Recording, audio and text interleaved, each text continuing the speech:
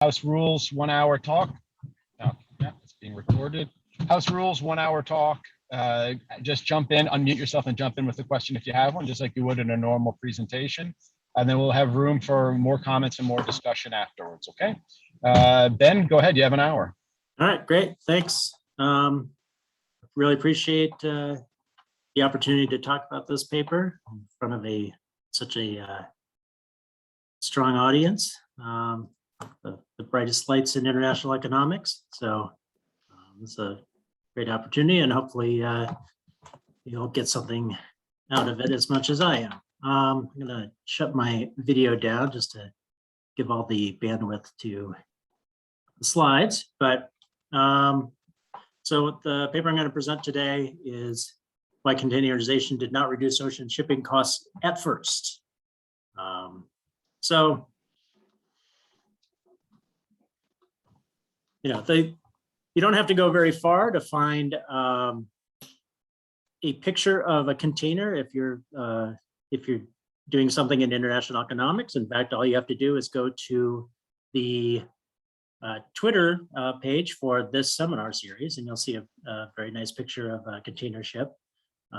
So this is, you know, that's on the cover of textbooks and all that sort of thing. So when you're thinking about international trade, this is usually the type of picture you get in your head.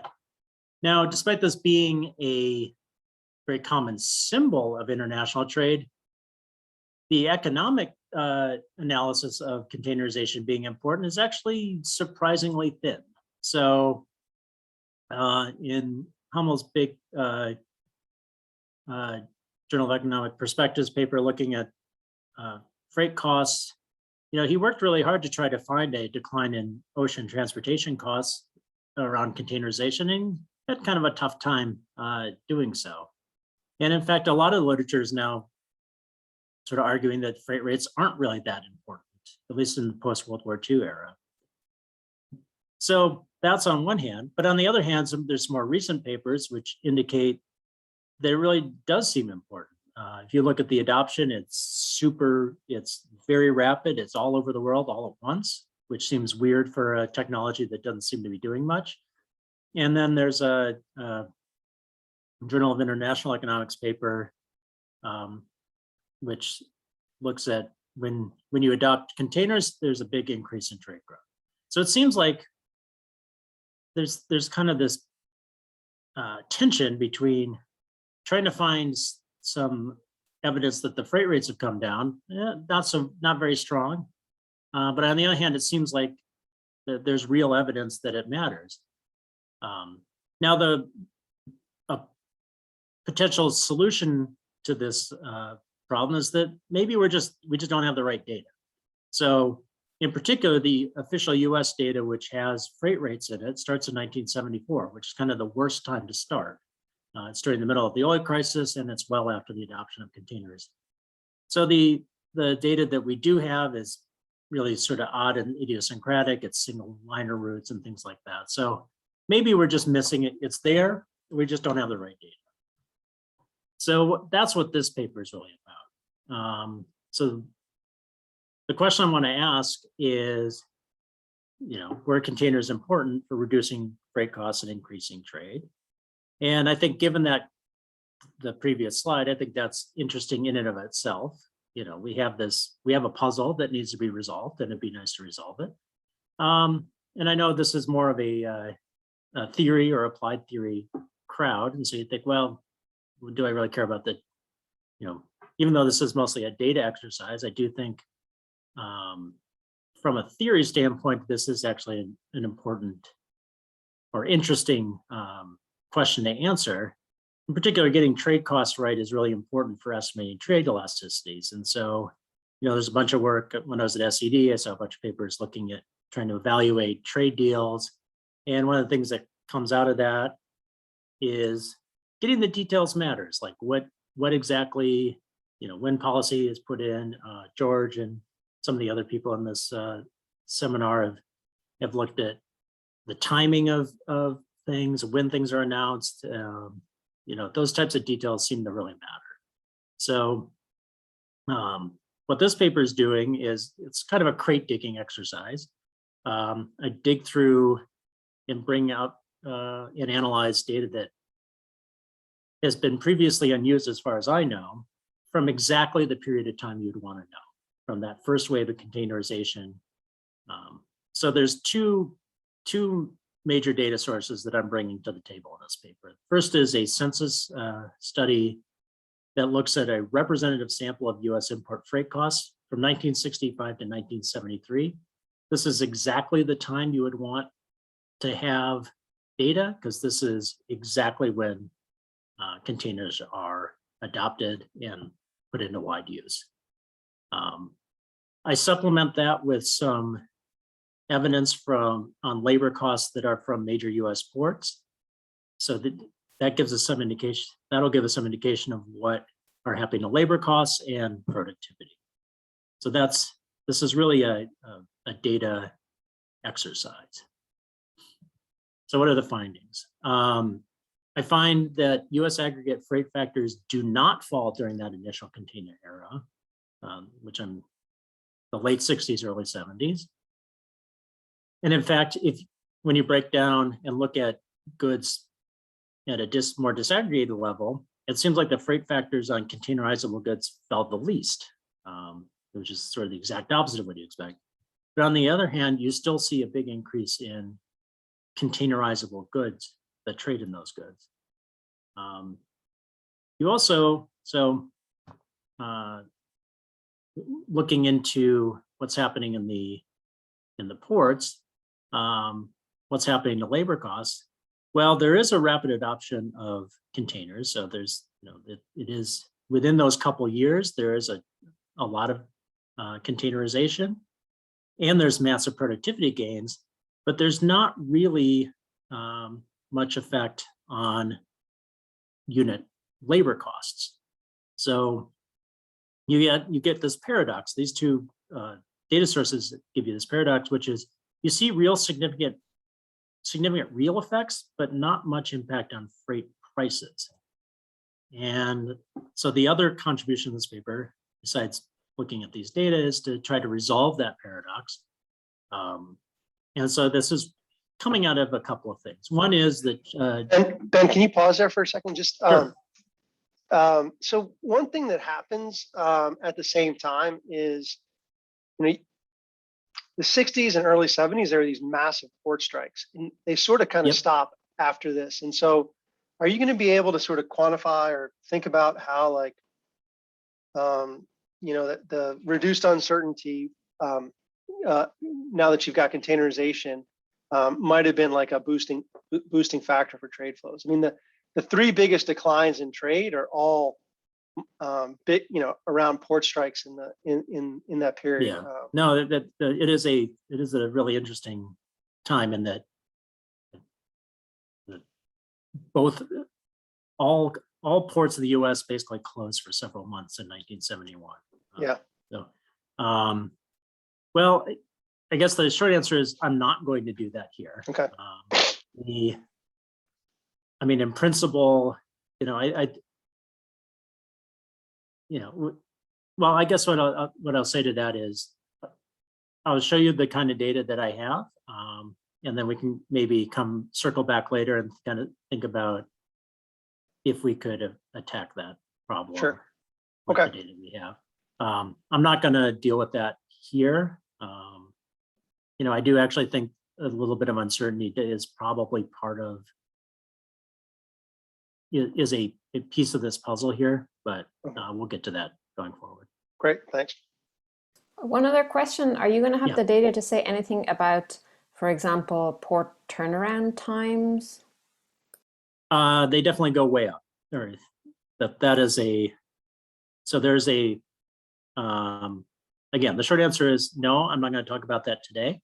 I'm just going to talk about pecuniary outlays. But it is definitely the case that turnaround times on ships goes way up, like, I guess way down. They turn it over way faster. There are strong improvements there.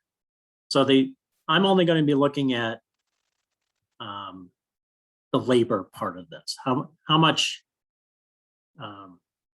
what's the labor productivity? What's the labor cost?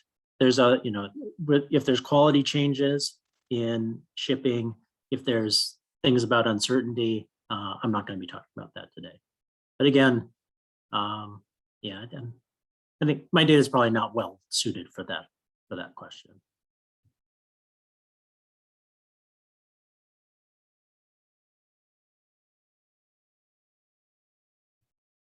That's satisfactory, I guess.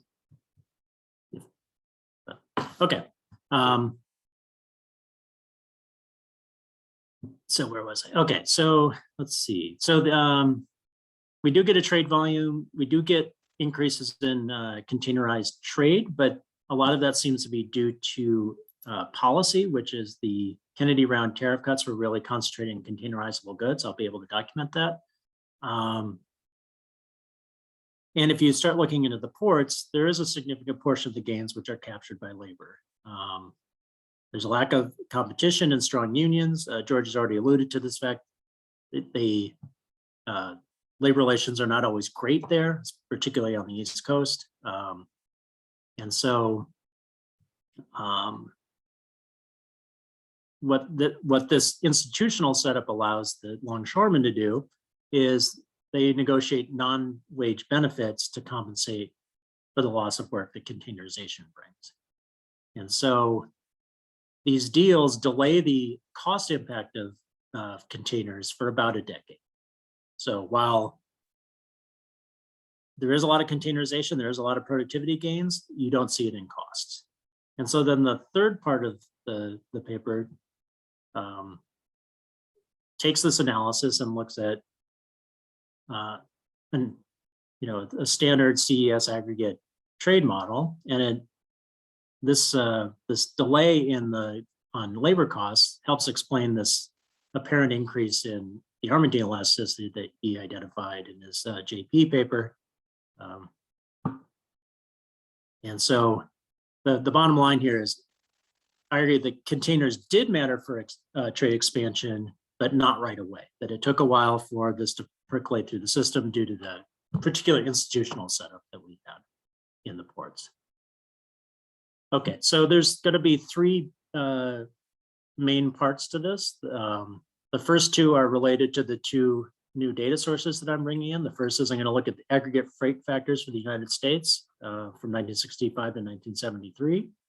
Then I'm going to dig down into a much more micro level and look at port labor costs for major US ports. And then I'm going to wrap up by applying these data to the standard trade model and see what adding this additional information in, what implications it has for trade expansion. So I think a lot of you probably already know all this stuff. I'm just putting this slide is mostly just kind of set language, so we have a common vocabulary, and just to kind of set the scene of what we're talking about. So when we're talking about water shipping technology, you can separate the goods by how they're handled. So there's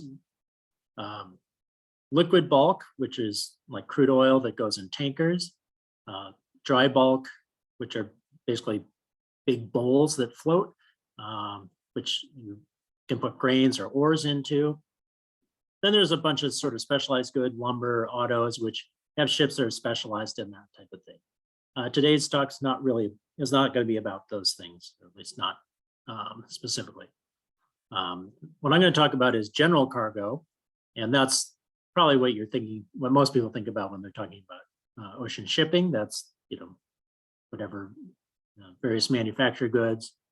And so there's two ways you can do that. There's break bulk, where there's no standard boxes, so you have to pack everything individually, or containers where you put everything in a standard box. And so the box becomes the unit of movement. And what I'm going to call containerization is the shift from break bulk to containers and general cargo. To give you a sense of timing, the first modern container ship is 1956. That's usually, what is dated. The Ideal X goes from Newark to Houston. But it's really not important in international trade until the late 1960s. There's a bunch of technical issues that have to be solved. the biggest one is what size box to use.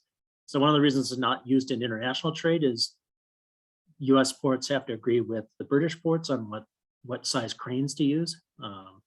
So it's used a little bit more domestically because the same company can set up cranes in Houston and Newark, but it's a relatively minor. It's used in, it's a minor part of trade, and certainly for an international trade. And then the final piece of language. So when we talk about labor in the ports, I'm going to be talking about longshoremen, and those are the generally men, and certainly in this era, who actually move the cargo from the ship or vice versa. But there's also another occupation, depending on which coast you're on. They're either called checkers or clerks. They're checkers on the East Coast and they're clerks on the West Coast. And these are the guys who document the cargo movement. So they check that certain cargo has actually been delivered and tell the companies where they are. So that sets the scene. So the first part, the first data source that I'm looking at comes from a Joint Census Bureau Terror Commission study that was done over starting in 1965 into 1973. And so this was the reason for there's a couple of different reasons, but one of the big ones was customs used to be charged on a free alongside basis or customs basis, and they were thinking about moving it to a CIF basis to make it more similar to the rest of the world. So as part of the GATT, they wanted everybody to be kind of on the same basis so they could do statistical comparisons and enforcement.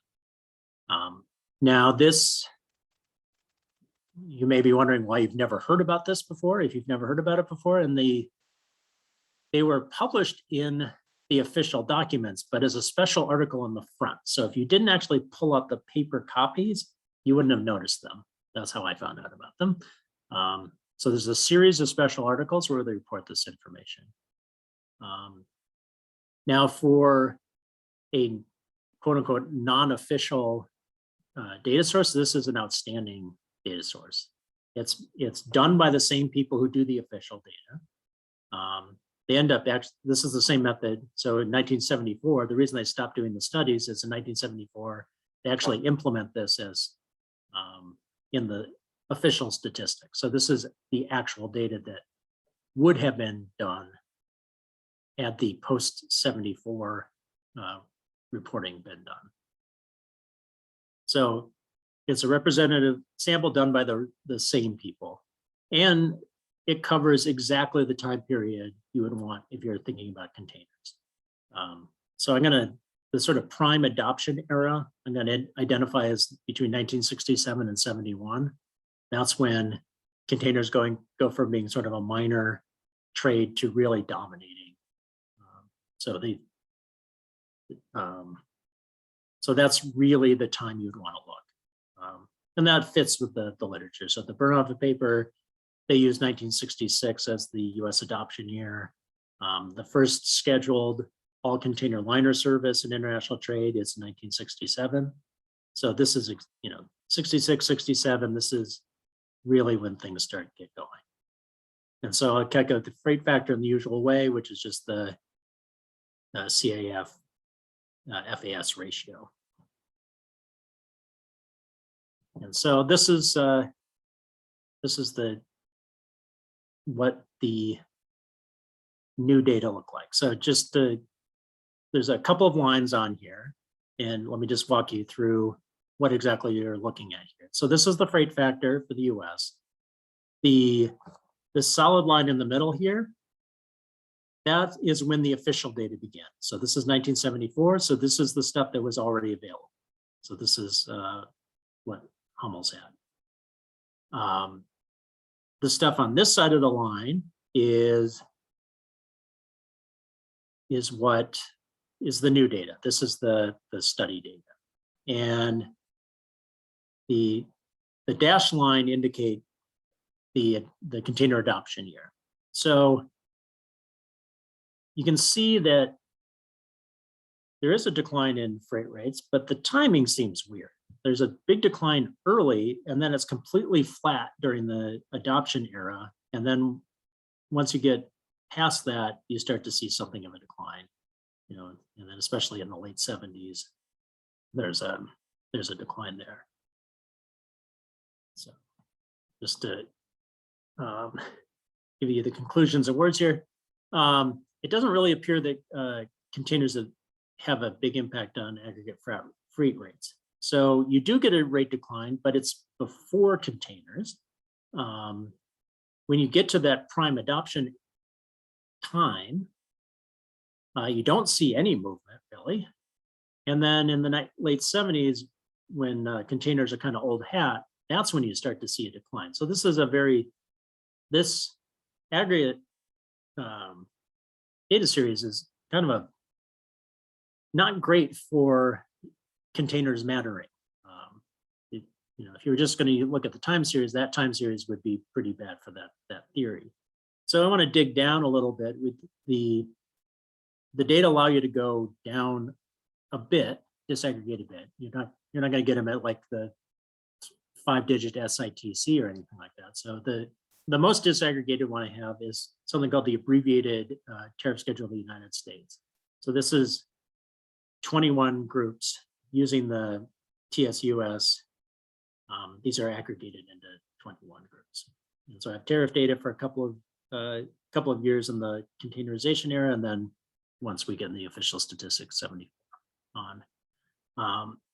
So the real question is, which of these goods go into containers? Well, the US data is not going to tell you that because you only get containerization by commodity starting in 2003 in the US. And so that's not super useful for what's happening in 1974. There's been a lot of changes in how containers are used. But our friends in Canada started a little bit earlier than we did here in the US. So they started in 1980. So what I do is I take data from the Port of Montreal in 1980 and get it's at a very disaggregated level. I match it to the US data.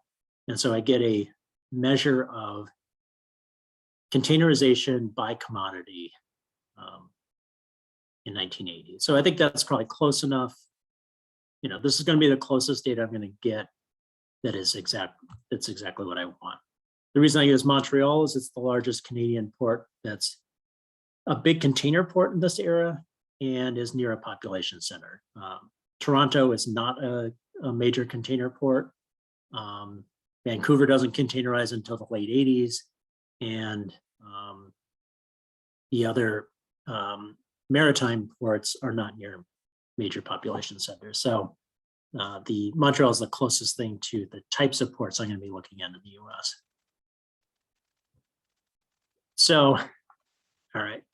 Now I realize this depending on the size of your screen you're staring at, this may not play too well. So let me just walk you through it.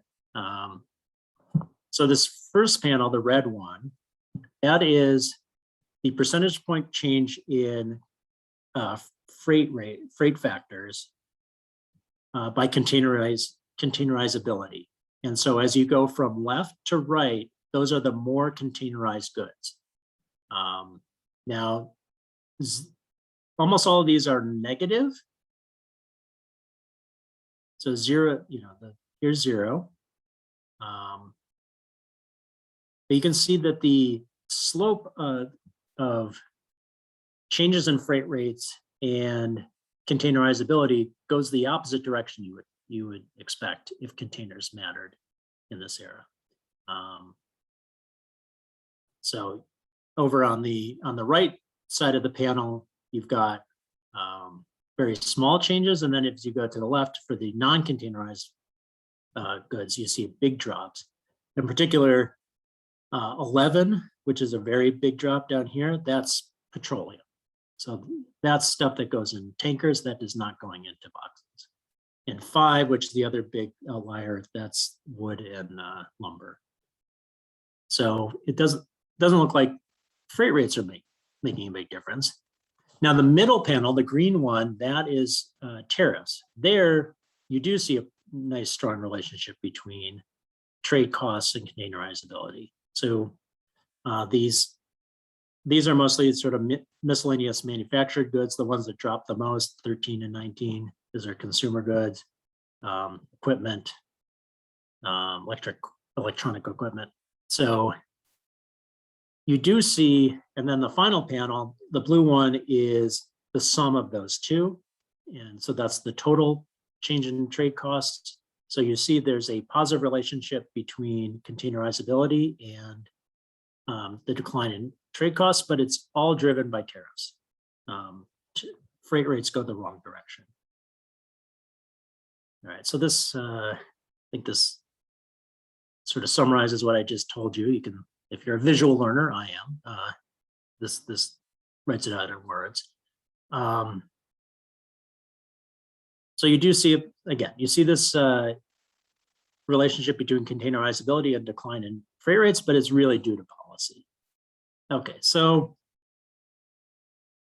let's just, step back a little bit and think, okay, what is happening here in the aggregate freight rates? What is this evidence telling us?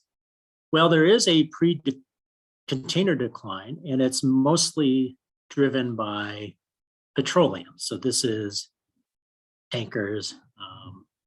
And there is actually a sort of underappreciated shipping revolution in bulk goods with automatic loading and larger tankers. There's a nice paper that I cite often talking about that. That Lundgren 1996 paper. Okay, so then you go to the adoption era and you don't see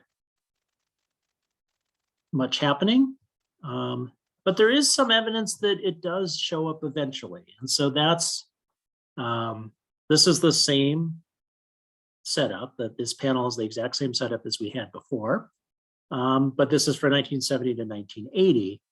Now you can see that the slope is now the way that you would expect if containers would start to matter. It's not this, super strong, but you're not, the biggest droppers are now really containerizable goods. And the policy part is less strong. And so again, you do see a relationship between containerizability and decline in trade costs. Some of it is from tariffs, but now freight rates are starting to matter.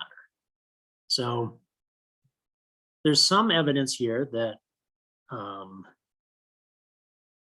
the containers maybe start mattering into the 70s or late 70s. And so what I'm going to argue for the rest of the paper is that there's institutional factors in the port industry which caused this delay. So containers were mattering, but it delayed the labor cost savings for it. Okay. And so so we now end the first part, the 3 bullet points. The first bullet point is now done. And so the second bullet point is we're going to dig down, we're going to go from the super macro down to the super micro. So I'm going to look at port labor costs for major US ports from industry sources. And in particular, if containers are going to matter here, this is where they would matter, you would expect. Just the biggest change in the organization is in ports. So you go from large gangs of longshoremen working ships for several days to these, the things we've seen in all, every action movie ends in a container port eventually. The big. Excuse me 1 second. Yeah. Could you repeat what you said about a half a minute ago about institutional actors blocking something? What was that? I'm not sure I'd put it. My argument is that the way that ports, the way that the institution of ports are set up, that led to a decline in labor costs. I'll get into exactly what I mean by that. This is just. Yeah, if you're talking about certain actors who made certain decisions, I would find that most interesting. Thank you. Yeah, so we're gonna talk about that in detail. So if I may, I'll ask for your forbearance and And we'll definitely get to that. Exactly what I mean by that. But let me just give you the data source here. Let me just finish up this last slide. Okay, so if we're going to see a big change, this is where the technology really changes. It's in the ports. There's clearly a big change in the way that port labor is used. So you'd expect if containers matter, this is where they would matter. The other parts of it either don't change that much, or they maybe actually increase costs. So there's a paper that has been going around lately looking at how containers really required more land use. And so, you may have had to go and buy more land. That's what they did in the Port of New York. They had to go to Elizabeth, New Jersey and build out a container port there. So that probably increased costs. You have to buy all these new ships, these new cranes. It's more capital intensive. So you'd expect, if anything, maybe the rest of it might have increased costs a bit. So just to get to, this may start to address Paul's question. So each coast longshoremen are represented by a single union, and they negotiate a unified contract. So that's gives you a sense of the institutional background. So they negotiate with a single group of employers, and on the and what they do is they negotiate the contracts, they manage the benefits that these contracts provide. On the East Coast, I'm going to look at the New York Shipping Association, which serves the Port of New York and New Jersey. And on the West Coast, it's the Pacific Maritime Association, which covers the entire US Pacific coast. For today, just to, so I can get everything out in an hour, rather than getting, and rather overwhelming you with a million graphs and figures. I'm going to concentrate on the Port of New York and New Jersey. And one of the reasons I want to do that is really the Port of New York and New Jersey is the most important port during this era. It is dominant in a way that is a little hard to comprehend now, where shipping is a little more spread out. In particular, the West Coast is much more important. So during this era, the US, during this period, the New York was the main port for much of manufacturing in the United States. It was the main port for the industrial Northeast and the Midwest. At this time, New York City, the New York City area was still a major manufacturing spot. And so this was really important for manufactured goods. It accounted for 33% of all US waterborne export value, which is more than double what the entire US Pacific coast did. So right now we think of the ports of Long Beach and Los Angeles as being really important in all this trade with China and Japan. At this time, China is still closed, and Japan is a relatively minor player. Is getting to be a much more important player, but the West Coast is not that important for merchandise exports at that time. In fact, New York is so important that its waterborne trade is responsible for 21% of all US merchandise exports by all modes, including air, trucks into Canada, all of that. So no port is dominant as right now as New York was. And in terms of containers, it's a really important port because it was the first commercial container port. It's the world volume leader during this time.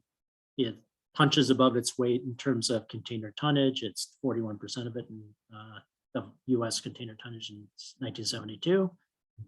And it's a big adopter. So at the share of general cargo that's containerized doubles in 3 years. So 1968 to 1970 is a huge change in how shipping is done in New York. So what are my indicators of labor cost here? The main one I'm going to start with is total labor compensation per ton handle. Now, this is going to be a nominal number during a period with significant inflation. So I do need to get some deflators. I'm going to use two, in part because when you're talking about international trade, it's not always obvious what the exact right number to use is, or it may not be available to us because it's what's happening abroad. So, but what I'm going to use is, the first indicator is the US goods GDP deflator. I'm going to denote that by PI. And that gives you the value of the overall goods basket. So this gives you kind of a sense of what are the prices. This answers the question, what's happening in the prices of things that potentially could be traded? So the idea of using this is that it's less vulnerable to export mix. We know that this is an era where we have the Kennedy rounds with a big trade liberalization, and from Tim and Kim, that when you have trade liberalizations, that it can really change the export mix a lot. And so that's the reason for using that one. Now, of course, the second one is the export unit value by port. So these numbers are port specific, so they're matched. So the New York unit value is the export cost from New York. And so this is the value per ton. So this allows this, when you divide the two, you get an ad valorem export cost. So these are the items that are traded. So this is the actual trade costs. So that, in a lot of ways, that's the one you want, but again, it may be a little bit vulnerable to export mix. So I'm going to do both so that we can kind of see what, so we don't have to make a call. I think it's informative to look at both. All right, so here's the Port of New York and New Jersey from 1953 to 1989. So there's two here. The blue circle, the blue dots that's the price index one, and the little stars, red stars, that's the ad valorem cost or export unit cost. Just to give you a sense of the timing, the two lines indicate the period when there's a lot of containerization. So this is from 1966 to 1972. And so in both cases, it's particularly strong for the PI series, but you see it a little, it's also true for the export, for the ad valorem export cost. You have this period where containers are being adopted, and it's not, the gains to labor costs are not very impressive. So even the export unit cost, which is the one that falls fastest, in 1970, that's about where it was in 1962. And then for the price index theory series, the first thing that happens is that costs seem to increase, not go down.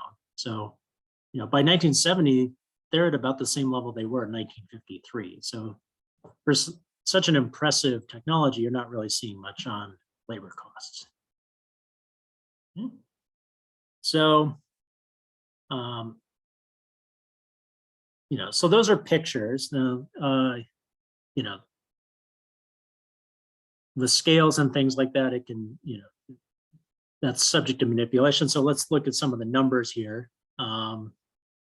So between 1966 and 1970, total cost drops about 10%. Between 1966 and 70, between 66 and 75, the price index series doesn't drop much further than that. The unit value one does drop a bit more, but they're not all that impressive compared to the labor productivity. So we do these data do allow us to measure labor productivity. So this is tons handled per hour. And between 1966 and 70, that went up 40%. And between 66 and 75, it went up more than double. So there's not really, one of the theories you might have had going in is maybe there's some sort of solo paradox. There's not really much happening to productivity. There's productivity. Productivity is popping off right away. Now, in a perfectly competitive market, you'd expect that this would lead to big changes in the unit labor cost. So this would imply a 27% decline in costs to 1970 and 60% to 1975. Now, one thing that does happen, so I can split out the labor costs between wages and fringe benefits, and the wage cost does drop a lot. So this is the same picture. This is the price index theory picture. So those are the same blue dots you saw before. The red dashed line is the wage cost. So this is the hourly wage. So this is the cost that's most closely related to labor usage, actual labor usage. And you can see right when containers show up, it's pretty flat. Containers show up and it just starts to collapse, which is not happening to total costs. Those are staying up and then they start to come down. So there's a timing part where the wage cost falls right when containers are adopted. And there's a scale aspect of this, which is wages are falling a lot, but total costs are not falling nearly as much. So let's just give some context here. You can compare the changes in unit labor costs to what you would expect if all of the productivity gains were put through to prices, as they would in a perfectly competitive market. So you can see, so this top panel, that's the total costs. The second panel here is the wage cost. So that's that would be that red dashed line you saw. And then the bottom is what you would expect given the productivity over that period. So you can see that the wage cost is matching the predicted productivity decline much closer. You can also see that the predicted declines are huge. Like between 1960 and 1988, it's almost a 90% decline in prices. Like the productivity gains here are truly enormous. So it is definitely the case that containers were a revolutionary productivity enhancing technology. So one question, so does your data have, do you have a picture for these turnaround times? I mean, presumably, even if I'm paying the same amount to ship, let's say from Germany to New York, but I get it X amount of days sooner than I did before, that's still sort of implicitly I'm paying the same amount to get something better. Does the data show sort of that reduction in time? These data do not. What you need there would be you need information about what's happening with the ships, like ship turnaround times, or that's not. So I guess what I'd say is that's definitely an aspect of what's happening here. There's unfortunately these data are not going to be able to speak specifically to that issue, but what you're seeing with that wage cost is there really is a huge decline in the labor, the direct labor cost. What's happening is that there's a change in the indirect labor costs, which is slowing that down. But yeah, unfortunately, I can't really talk to that directly with what I have. So, okay, so this is where we kind of get it to what Paul was asking about. So why do we see this difference between the total labor costs and the wage costs? And what's happening is that the longshoremen are able to capture some of the gains through the increased fringe benefits, and they specifically actually go after fringe benefits. You know, as I mentioned before, there's unified bargaining on each coast. There's a single master contract on the East Coast, and there's literally only one on the West Coast. And it's not like you can just open up another port next door, particularly when all of the East Coast ports are ILA, International Longmen's Association ports. So since we're really talking about New York the most here, this actually goes back to before containers were a major force in international trade. So starting with the 1959 contract in the Port of New York and New Jersey, they started getting higher fringe benefits to compensate for a loss of work from containers. Now, back then, they were really worried about who was putting the stuff in the containers, not about the containers so much themselves, but they were already in 1959, they could kind of see the writing on the wall that containers were going to potentially take away work opportunities for longshoremen.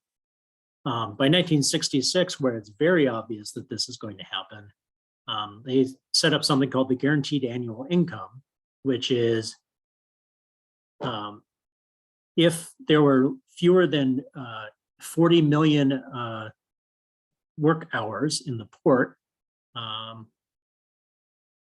people were paid for that lost labor time.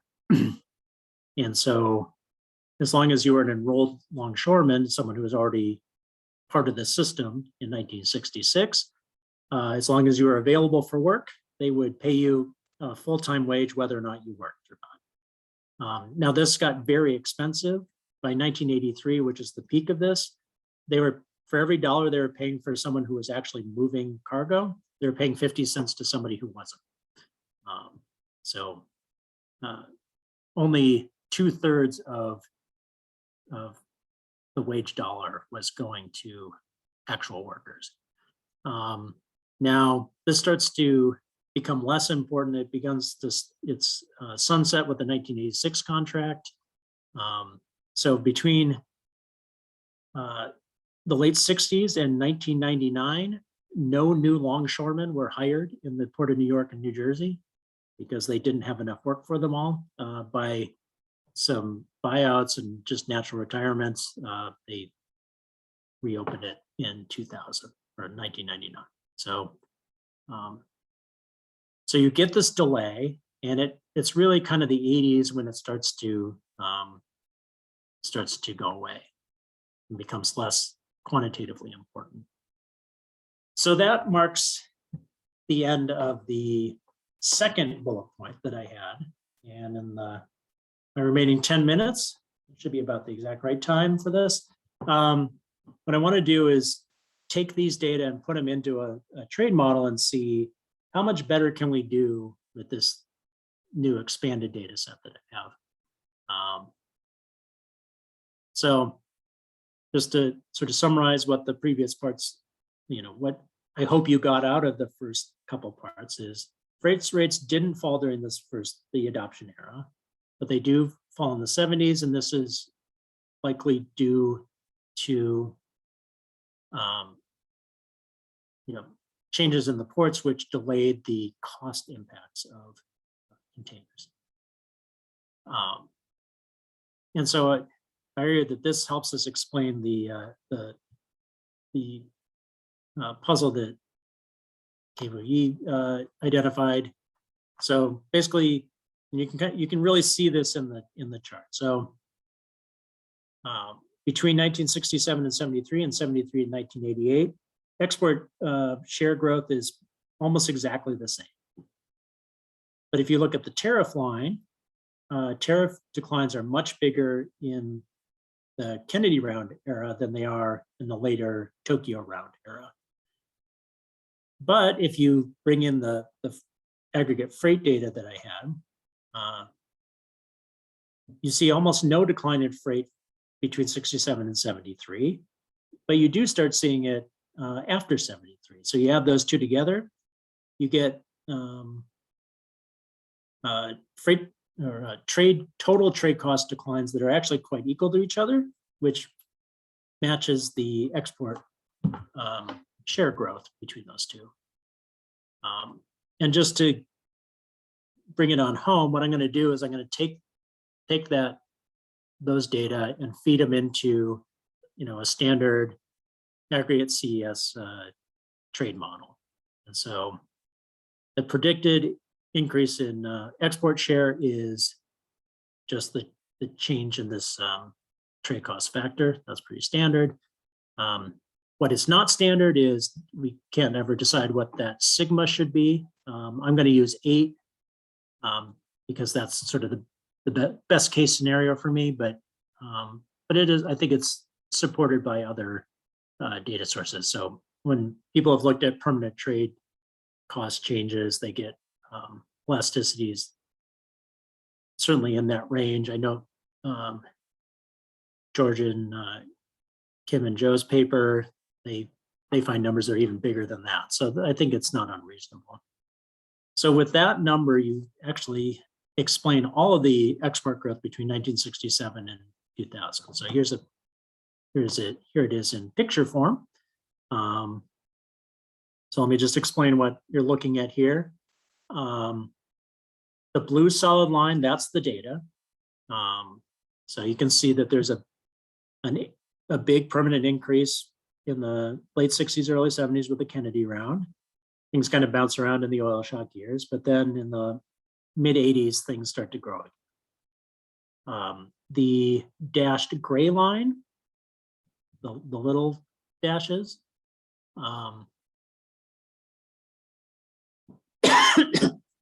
excuse me, those do pretty well in the, pardon me, those do well in the Kennedy era, but it really starts to fall off after, just underperforms. You add in the freight and you're doing pretty well here. Now you do miss a little bit in the 80s, and there may be some, I have some theories as to why the timing may be off a little bit, but you do much better with the freight bits. So just to conclude here. So I argue that containers did matter for international trade eventually. That the full effect was delayed by compensation deals by affected workers, but eventually they did show up. Now, I only talked about the US, and of course, this is in international trade. These types of deals or restrictions were very common in the developed world, and in fact, might have been on the less restricted. So like in the UK, you are not allowed to lay off a longshoreman between 1972 and 1980 for any reason. No, all separations had to be voluntary on the part of the longshore. So, so you can see that these effects might have been even stronger in other, in international ports. So, the little slice that I have for the U.S. Was probably replicated in the receiving ports for exports. And that's nearly at time, so I'll give the floor back. Great. So thank you. Yeah, thanks, Ben. That was great. Now is typically when we open up for discussion. Before that, I just have one quick announcement, which is that next week's seminar will be joint with the in-person virtual ITM workshop at the University of Rochester. the sort of this talk will be as normal. You can log into the same link. It will be Gary Lynn, but we believe we're going to be trying to make the entire workshop accessible. So expect maybe an email from us with some of those details if you'd like to see the entire program. Otherwise, Ben, we're going to open it up to conversation with you. I saw that Dan Treffler left a comment, and maybe if he's still around, he could bring it up. Otherwise, you might want to address that one first, and then I imagine George has some questions for you about inventory models.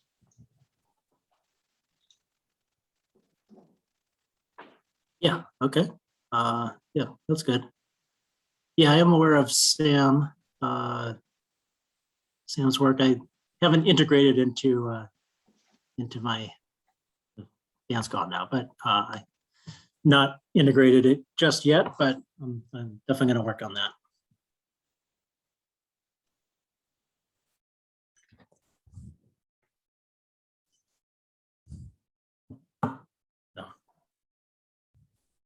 I guess it was so good. Nobody nobody understands it perfectly. We have lots of questions. I put the program for next week's in-person ITM in the window if anyone wants to kind of see what's going on. Just like a comment, I think this came up a couple times in terms of thinking about like what the true costs were of using containers, right? I think Varian mentioned it a couple times in terms of like the speed. Yep. I could imagine just that containers also made other aspects of the cost of bringing products through these ports, especially the ones in New York, made them fall even more, right? You can imagine. Well, no, that's true. Levinson makes the point that the first major cargo that was containerized was liquor, right? Because there was a one for me, one for you rule in the ports when it came to liquor. So there was a lot of pilferage, and locking them in a box was salutary for that. And so it actually reduced the insurance cost of some goods. So he talks about that. So, I mean, is there a way of getting like you're coming at it from the port side, which is great, but is there any way of coming at it from like the exporter side and coming up with any data on what their perceived costs were in this period? I mean, I don't know if there's surveys or anything like that. Yeah, I could go dig back and see. I know Levinson's talked about both the turnaround time, the pilferage issue. One thing that happens is that because the time in port is much more predictable, that regular shipping was more, scheduled liners were so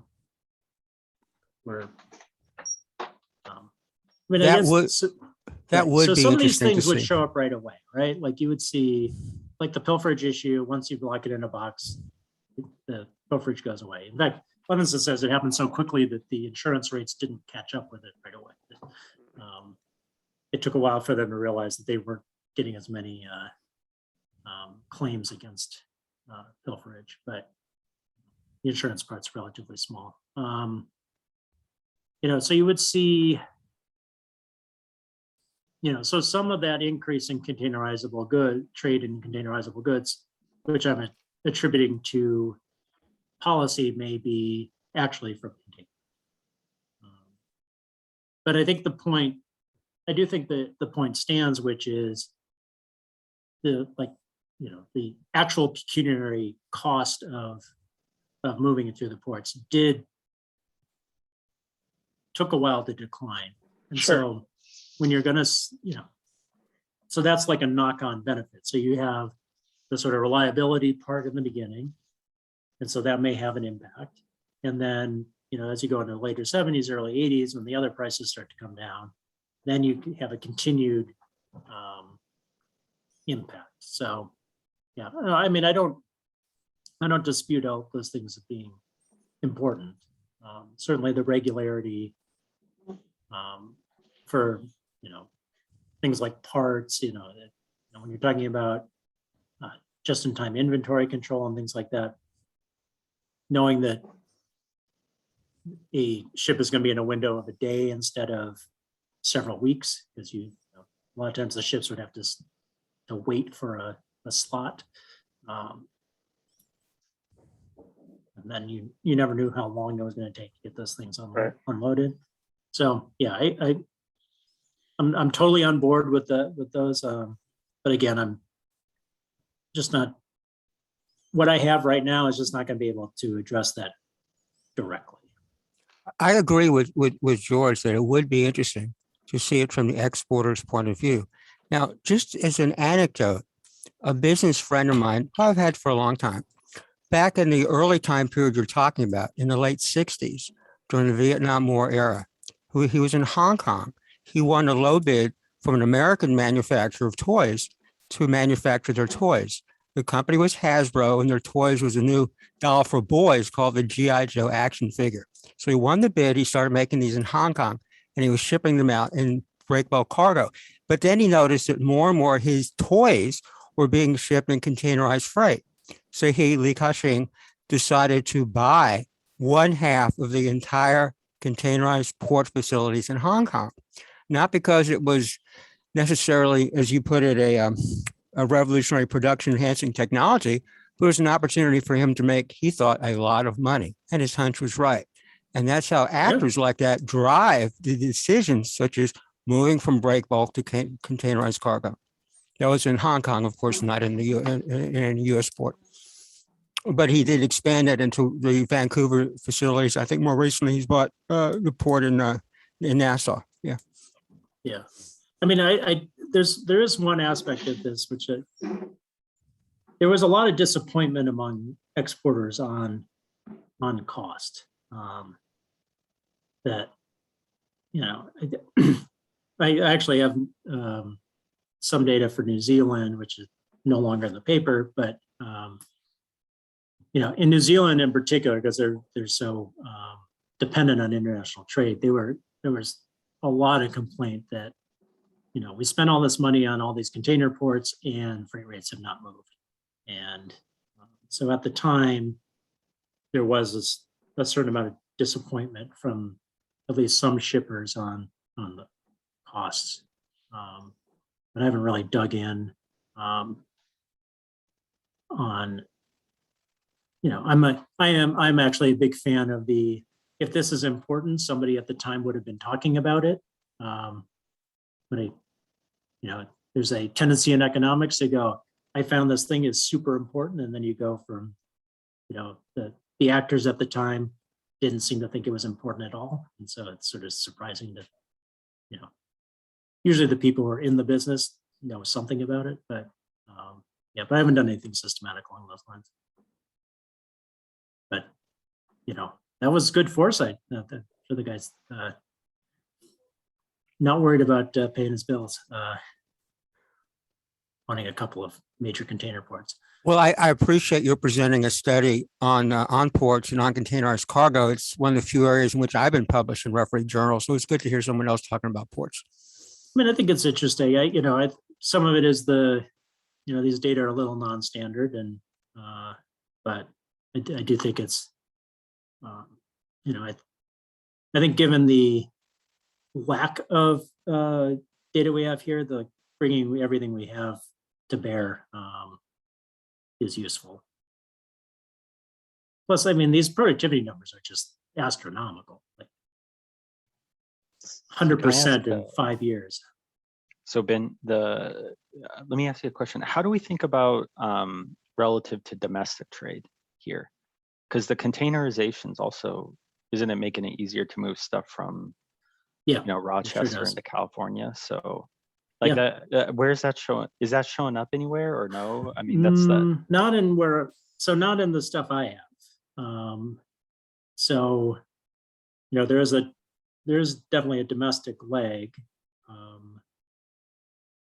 And I did collect it and I ended up not using it so much. The one place you would be able to kind of pick up on that is, and I'm in the input-output tables, there are these margins. So there are estimates of how much, you have to reallocate transportation, warehousing, all those types of things in the input-output table. So I have looked at that. One of the issues there is that it's hard to get time series out of that. Those are really snapshots, and they change the way those the way things are classified and things like that. But yeah, I mean, you would see, again, there's a bunch of the other benefits here, and not everybody benefits either. So some places do worse, like the Port of Boston does worse. And they spend a lot of time complaining about it.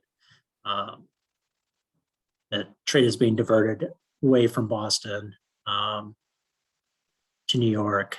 But Well, yeah, that kind of goes to my second question about this, is like allowing like competition along ports and how that kind of played into this, especially on the entry margin. Yeah, so one of the reasons that like create scope that, I don't know, what's it, like a Savannah or whatever can like show up. No, that's they're non-unionized, they're not as populated, and then they can exploit the scale economies. But that it's like what you're saying is that takes time to evolve rather than happen. Right, and so that's actually a big reason that the 86 contract is the one that starts to end the GAI, because a lot of the non-New York ports, and particularly in the South, were like, I don't know why we have to pay all these costs to equalize with New York when we don't have all these legacy longshoremen, and we don't, these wages are too high. So Philadelphia, the port of the Delaware River ports suspend their GAI in '86. The Gulf Coast ones get rid of it entirely in '86. So that's part of the story of why it falls apart. I am hopeful to, maybe not right for this paper so much, but there are other ports where there is information. New York is, and the PMA data are the best. They're longest, but I am hopeful to at least get some sort of cross-sectional information, but that's in the future.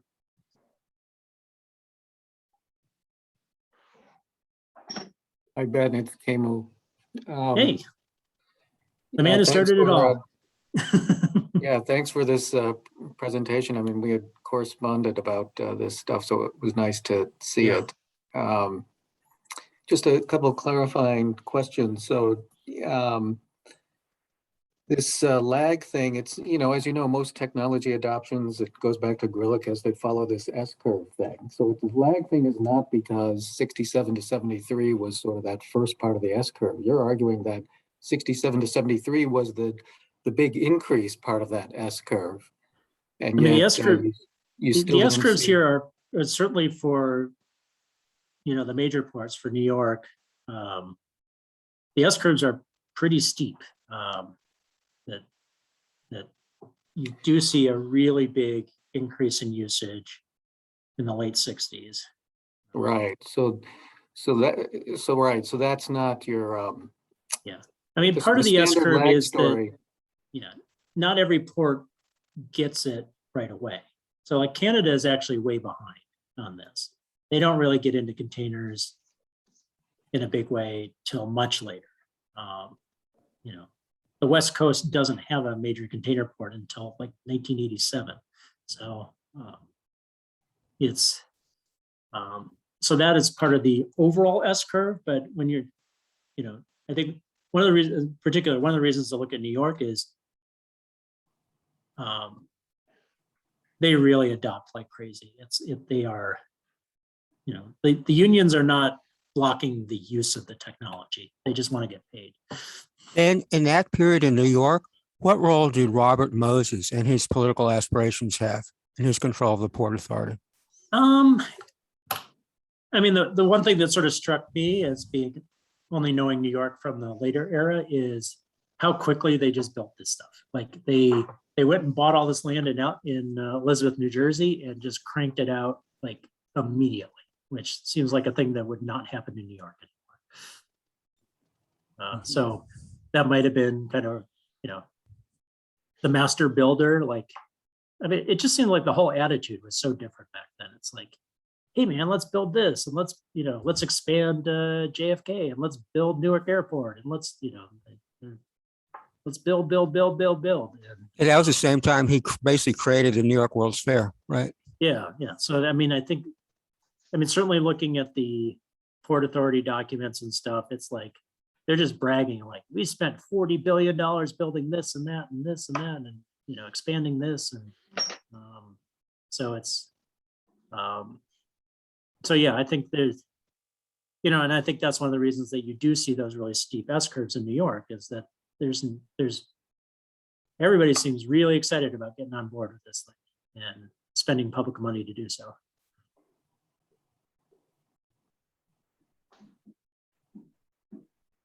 And then remind me on the fringes.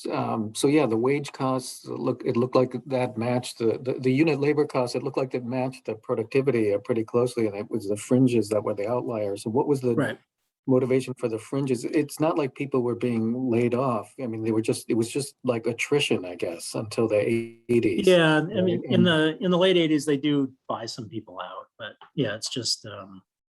So what was why did companies feel necessary to expand the fringes a lot in this period? Well, a lot of it goes back to George's point that they just had strike after strike after strike.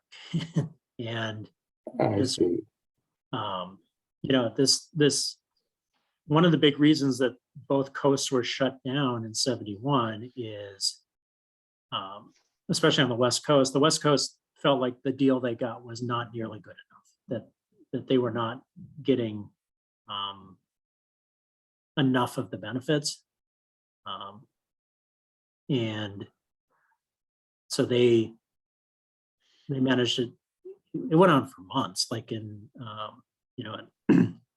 there's an article in the San Francisco Fed, like people in Hawaii were worried that they were going to starve, like, because they had to fly, had to fly food in to Hawaii.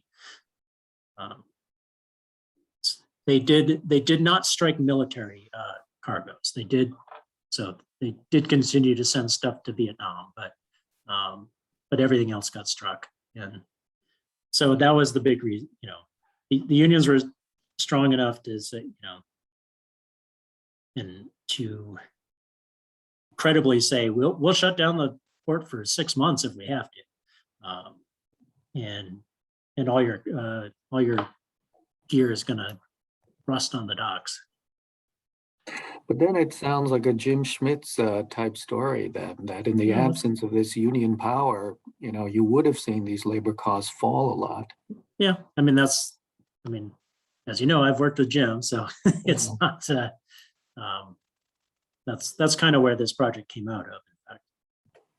In fact, I first got into this because I was interested in, how do you compensate people for new technology? And so this was one of the big deals where new technology came in and people were actually compensated. There were a couple of other attempts. They were not very successful. This was the only one that was, I could see where, and it was done privately. It wasn't like there was the government didn't step in and provide unemployment insurance or something. This was purely done private.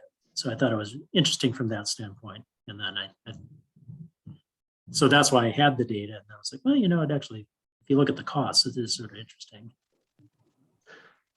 So Ben, was this all, did all of these contracts get established after the 71 port strike? They basically just no, this was an ongoing thing. So they basically, especially in New York, they were noting that, I forget, I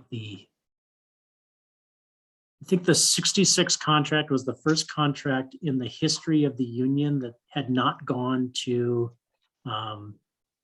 had not gotten was it the Hartley injunction that had not been Taft-Hartley, yeah. Taft-Hartley injunction on it. So labor relations in New York were terrible. And so there was some thought that this would buy, the 66 one, they didn't have to have a big strike to get it. And so there was some thought that this was going to buy some labor peace, but then I think the union saw just how, I think all the actors were taken off a little, so they were a little surprised at how fast this went. On the West Coast, they didn't even talk about containers in their early 60s contracts. Like it wasn't even mentioned as an issue. Gotcha. Because everybody thought this was like, they're coming, but it's going to be in the future. It's like, it's not a big deal now. Okay. And then they showed up and I think everyone was surprised, like, oh, wait, this like went to 50% of general cargo in 2 years. That's I think people were caught unawares at just how fast it would go. In part because the trading partners like adopted it. So UK, Japan, big, the big increase in Japanese trade is probably in part due to containerization. So just kind of one thought on that, like you could see the industry inventory levels and take your measure of containerization and see if the products that are kind of moving into the United States faster and are relatively more imported and ended up having a bigger drop in inventory levels. And that would be a way of getting, if you get the turnover data, that's great. But what really matters is, those guys were holding inventories for precautionary reasons, the delays, and you're going to basically say it's going to be more intensive in those industries. And in some sense, that could give you like a way of like quantifying how much containerization, like these additional benefits. I mean, there are, adding 20 days of inventories is going to cost these guys a couple percent on especially when interest rates were kind of high back then. So. Yeah, I mean, the one issue is, so what their inventories are what, SIC codes? Yeah, you can do my SIC codes. Yep. Yeah. So that I could probably. And it's going to go, you're going to get data all the way back to 58. Use the NBRCS. Yeah, inventory. Oh, that's interesting. Yeah. I'll have to see, one of the bugaboos of working about data in this era is the constantly shifting classification codes. Yeah, it's a problem. But I think there might be a crosswalk. 1958 starts a decade in which more and more the mafia in New York lost their control over the labor unions that serve the port. Yeah. Well, one of the reasons that I have all this data is particularly because of that there's something called the Waterfront Commission of New York Harbor that comes in that's supposed to get the mob out of the waterfront. And they helpfully publish a bunch of this data. That's why I have so much of the wage data. They're the ones who publish the wage payments. So they do it on a nice annual basis, and the state of New York is nice enough to digitize them all for me. So